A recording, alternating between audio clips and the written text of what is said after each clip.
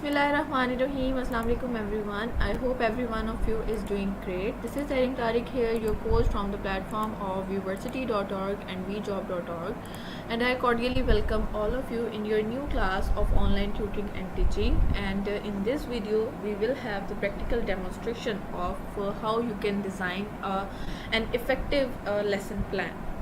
So we discussed in the last session that what are the theoretical requirements. We discussed it theoretically, that what are the major requirements and prerequisites in order to design an effective lesson plan that is equally effective for all the students, by keeping in mind that each and every student has a different pace of learning, each and every student has different pace of comprehending a certain concept.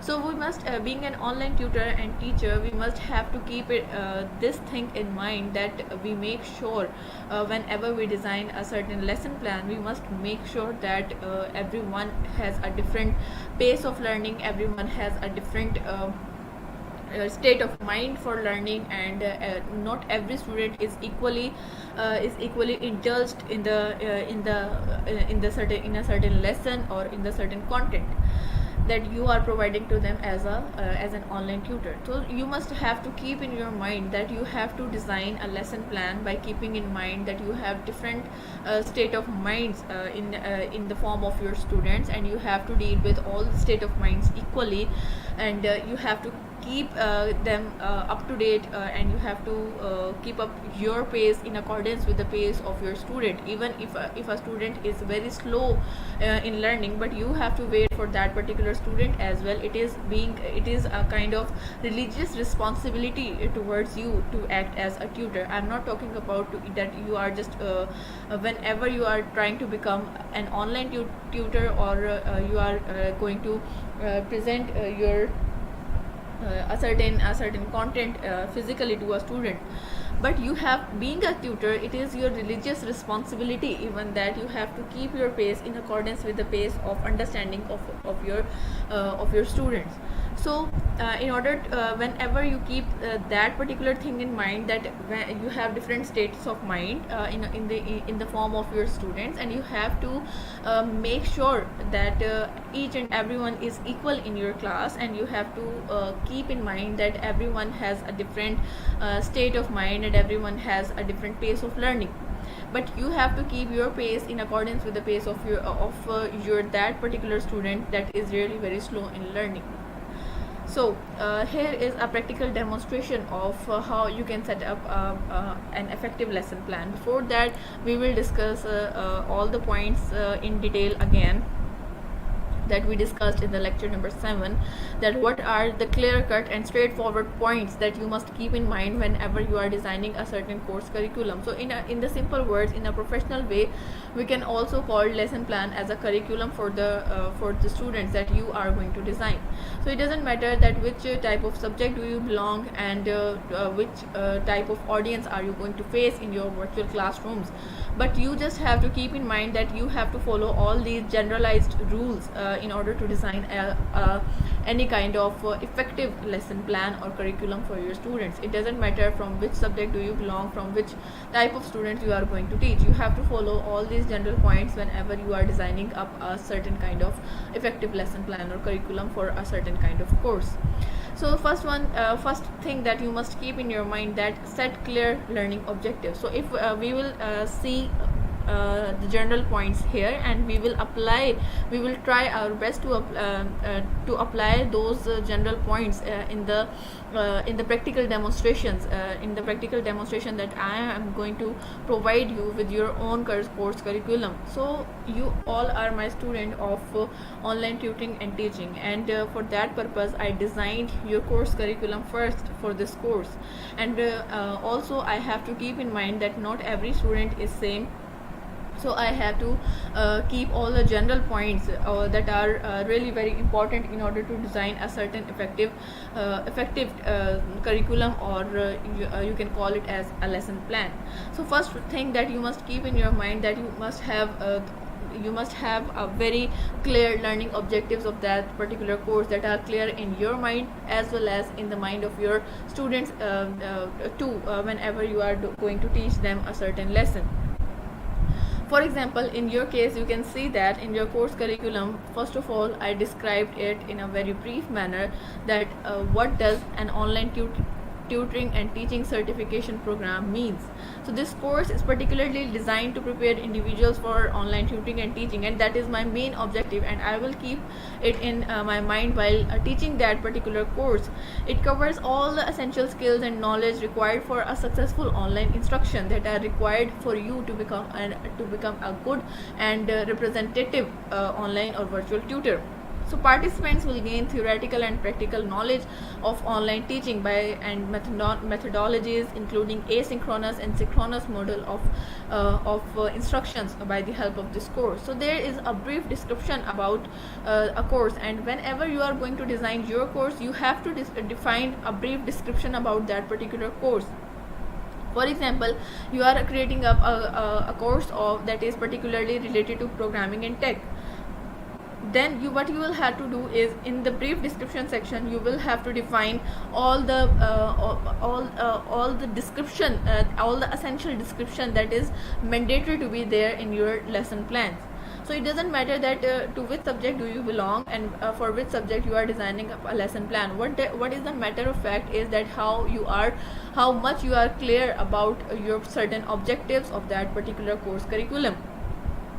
So this course is particularly related for online tutoring and teaching. So in the first section, I have described the brief description about online tutoring and teaching certification program and what does this certification program means on vversity.org.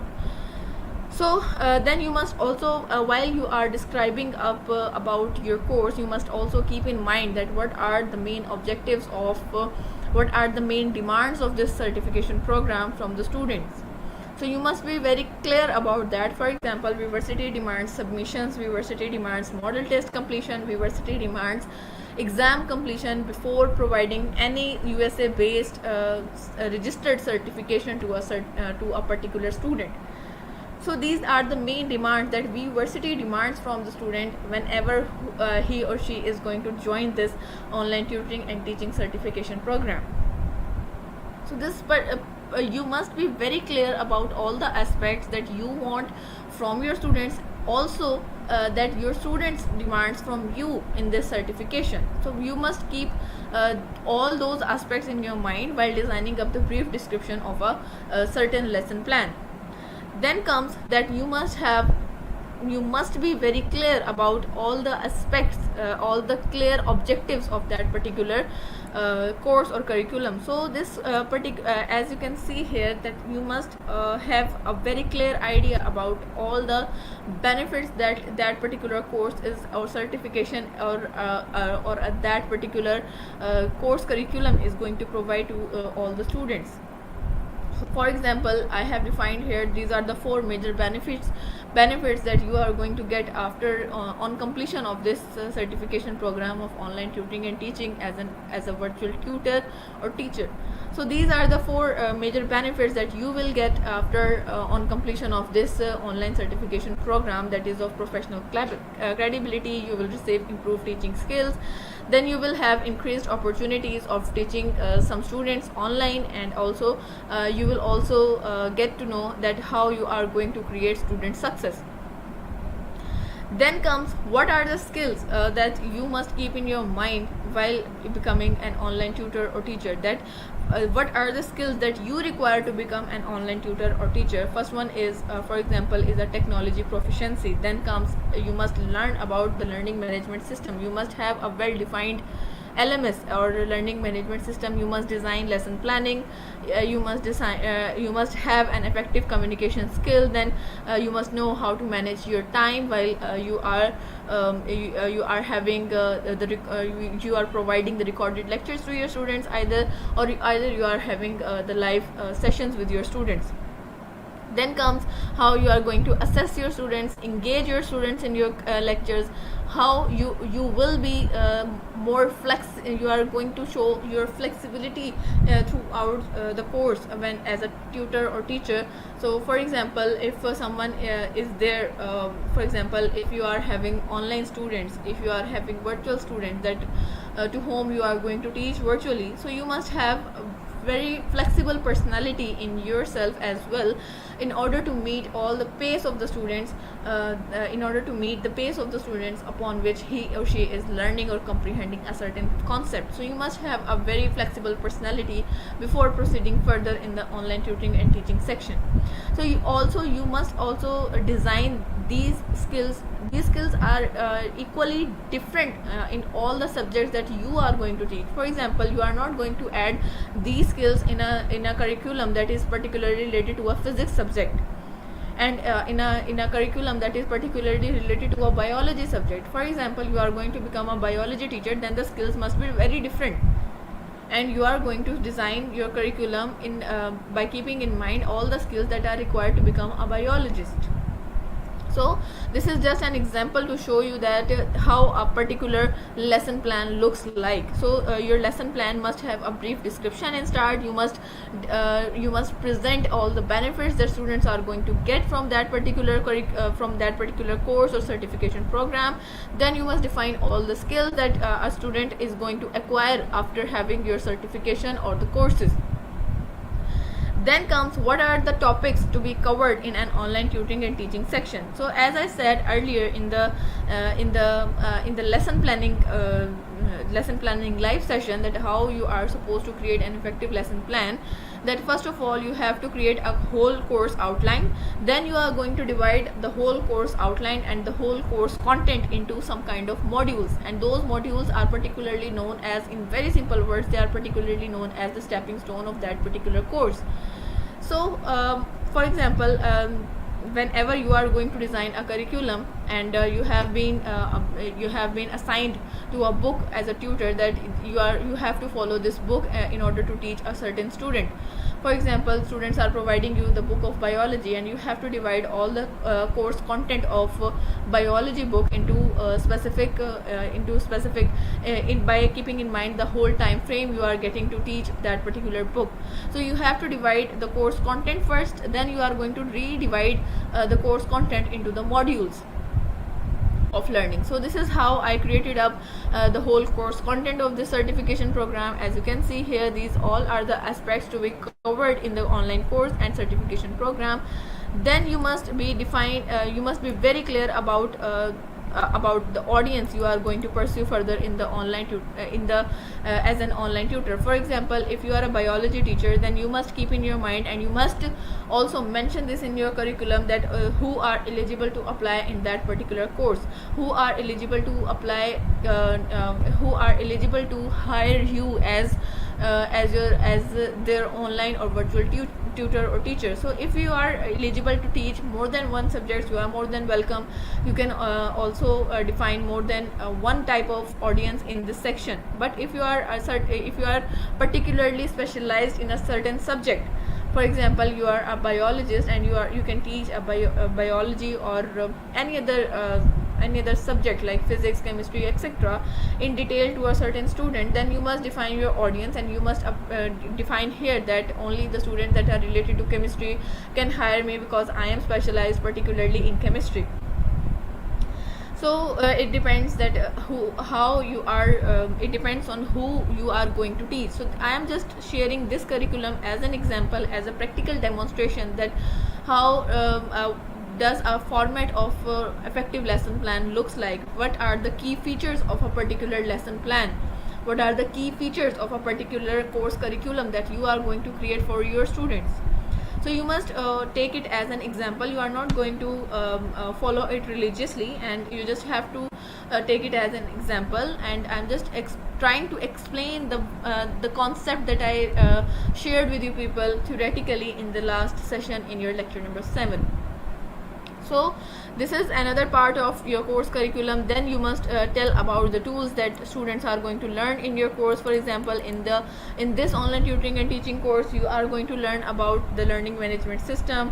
You will be learning about the video conferencing tools, as we are discussing nowadays, that we discussed about Google Meet, we discussed about StreamYard, we discussed about Zoom. And in certain other sessions, that you will also receive some other kind of practical demonstration of some other kind of software as well, that are available as an alternative for these tools. So these are the tools that you will be learning in a certain course. For example, you must have to define that if a student is related to your programming and tech course, then which type of tools, which type of softwares he or she is going to learn in that particular course. So you must define that before starting your lectures, before teaching, before proceeding further as an online tutor with a certain student. So you must define each and every goal of a particular course, and that particular goal also includes the tools of that kind of course or that particular course. Then comes all the tools that are related for audio and video conferencing, cloud storage, screen sharing tools. What are screen sharing tools? Multimedia tools. So these all are the tools that are you are going to learn in this online tutoring and teaching section. Then comes you must have a brief course description, like for example, you can see the course title, course duration, course delivery mode, that it is not a kind of forced kind of course that is forced upon you. It is not like that. It is a self-paced kind of course. So it is already mentioned here. So you must explain the each and every short and long detail about the course in the course description. Then comes, you must be very clear about the learning objectives of a particular course. So for example, if you are going to teach chemistry and if you are going to teach biology, all of the two lesson plans will have different kind of learning objectives. So learning objectives of every course is not same, and you have to define different learning objectives for different courses as an online tutor or teacher. Then comes the learning instructions. Instructions you are going to provide your students as a learner for their better understanding and comprehension of a certain concept. For example, you must define all the instructions that are related to them in order to get each and every short and long detail about a certain concept. So these are the instructions that you must provide to your students for their better understanding. Then comes the course breakdown. As you can see here, this is how I created the course breakdown. Then you must explain about the modules of a particular course, and then you must create a course background. So in the above section, we have seen that these are the modules of learning. There are 6 modules of learning of online tutoring and teaching. So these are the modules, and modules in simple words we call as the learning the stepping stones of learning into a course. So after that, you will divide that particular module into the course breakdown, or which we call as curriculum. And in that particular course breakdown, you will have syllabus breakdown or course breakdown. You will have to define every day in accordance with the topic the students are going to learn on a particular day. So after that comes the last but not the least part of the grading the lesson plan, which is what we call the grading system. And you must also define the course evaluation breakdown. As you can see here, we on viversity.org we also have course evaluation breakdown, that how much submissions are how much weightage the submissions are having in the grading system. Then after that, how much weightage is of model test, and how much weightage is of the final exams and the term exams, and all the assignments that the students are going to fulfill while on completion of their certification program. So this is how you are going to evaluate your students, and you must also define the evaluation breakdown in this aspect as in a tabular format, or in any other format that you like, for the better understanding of your student. That in start, your student must have an idea that in this way they are going to be evaluated for the course certification. Then comes academic integrity policy. You must define some of the rules and regulations that your students are required to follow, and whenever they are going to join you in a certain course or in a certain certification program. So this is how a particular and ideal lesson plan looks like, and this is how we are going to follow. We are going to follow all the general rules to design a certain lesson plan. So I hope you all have a better idea about all the rules that we discussed here over here in the lecture number 7 theoretically, and now you will have a better idea about how you can create an effective lesson plan and what does that mean when I discuss about lesson plan. So you must have an idea about what does a lesson plan, what does an effective lesson plan looks like. So if you have, I hope this lecture must be really very valuable for you, and you have a better understanding about how to create an effective lesson plan. If you have any question, you are more than welcome to ask on the course page, and also in the comment section below, and also in the chat box of Zoom and StreamYard, either of the software we are using for setting up the virtual classroom. So you are more than welcome to ask me anytime by the help of my email address, and also the phone number that is mentioned on the screen. I am 24/7 available for your assistance. So see you in the next session. Till then, stay safe, stay great, good luck.